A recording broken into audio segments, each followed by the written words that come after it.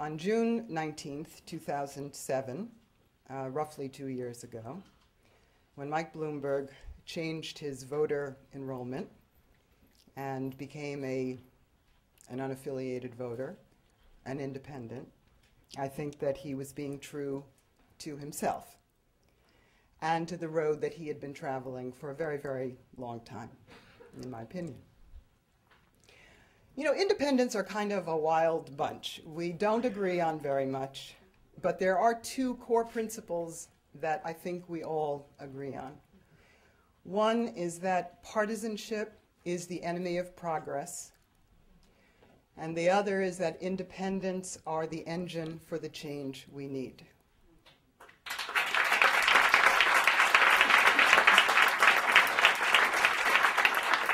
So it is with a tremendous amount of pride and pleasure that I bring before you this afternoon a fellow independent and the Mayor of New York City, Michael Bloomberg.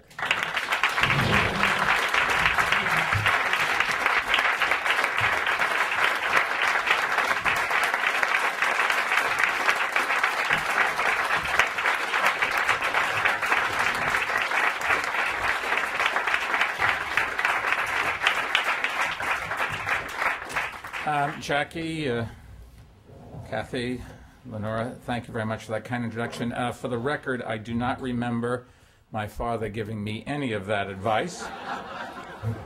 I think he was just so glad that I was heading off to college that the only thing he said was, we made it through that. Anyways, if he were alive today, I've always thought what he would be most proud of, and I don't think actually it would be my sister's success or mine, it would be what he would see in his grandchildren. One grandchildren graduated from Harvard, one from Yale, one from Princeton. One, if she lives long enough, will graduate from NYU, and a son from Swarthmore. And I just, you know, we grew up in a world where kids didn't go to schools like that. It would be quite something for him, and their success would give him great pleasure. Anyways, he probably wouldn't have been too disappointed in my sister and me, but regardless. It's great to be here with so many fellow independents. Independents are the fastest growing block of voters around the country, and I'm very proud to be the city's first ever independent mayor.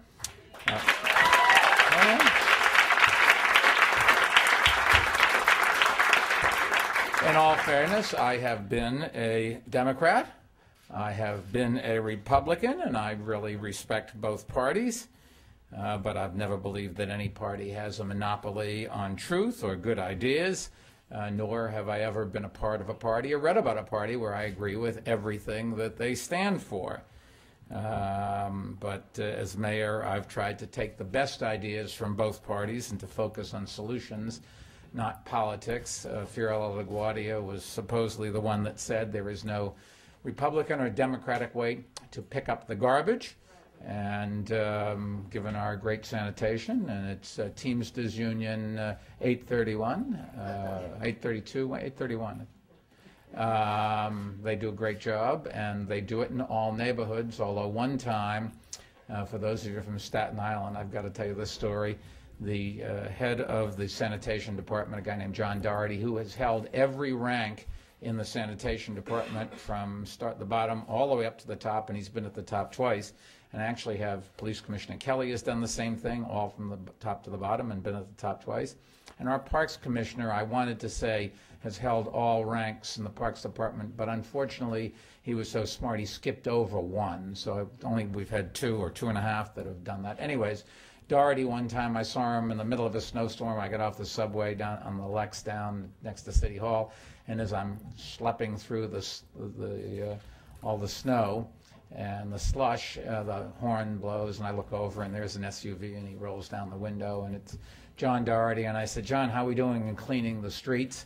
If you remember, after John Lindsay, the first test of any mayor is, can they keep the streets clean in a snowstorm? And at the first snowstorm we had after I became mayor, the press was ready to kill me if, God forbid, there be one piece of snow on one street out of our 6,000 miles of streets that we have in this city.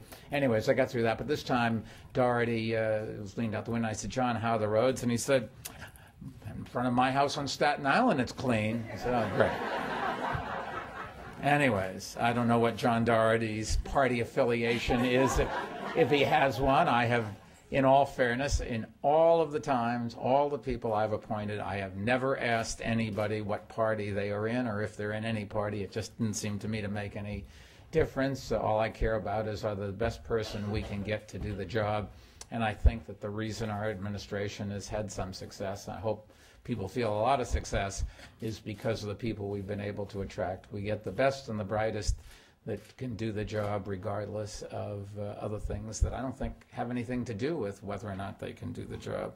Anyways, doing the job is what independent is all about. It is about pragmatic problem solving, not partisan warfare.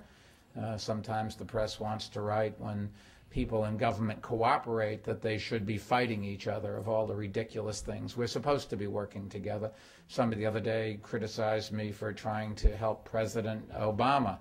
I thought to myself, what kind of a sick person was it that wrote that? We should not all be trying to help our new president? I don't care what your party affiliation is. We need a good president.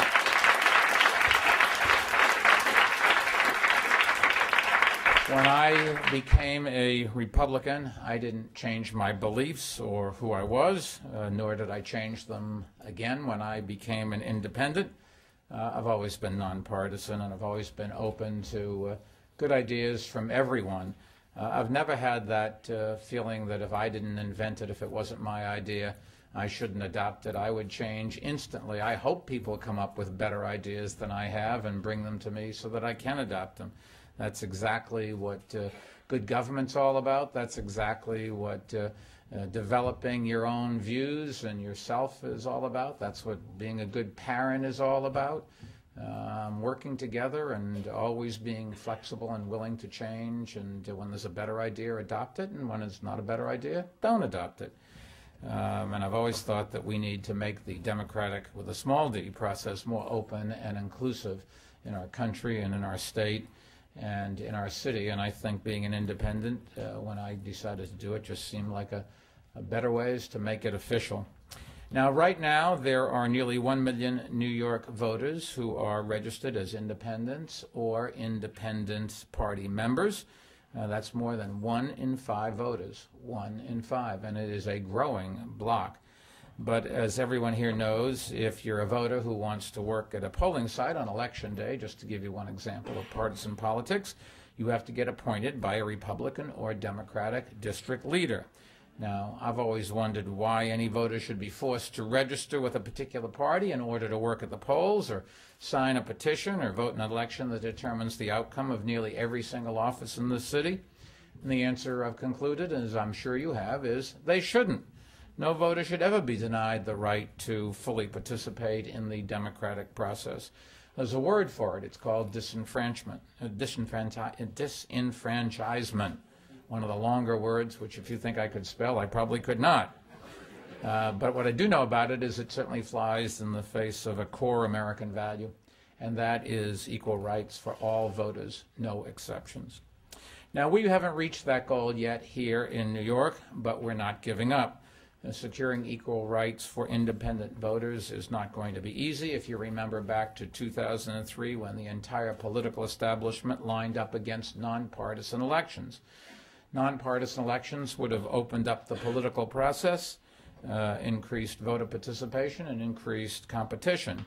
And in all fairness, it is exactly the ways that municipal elections are held in almost every big city in this country, which is exactly why so many of our entrenched interests oppose it.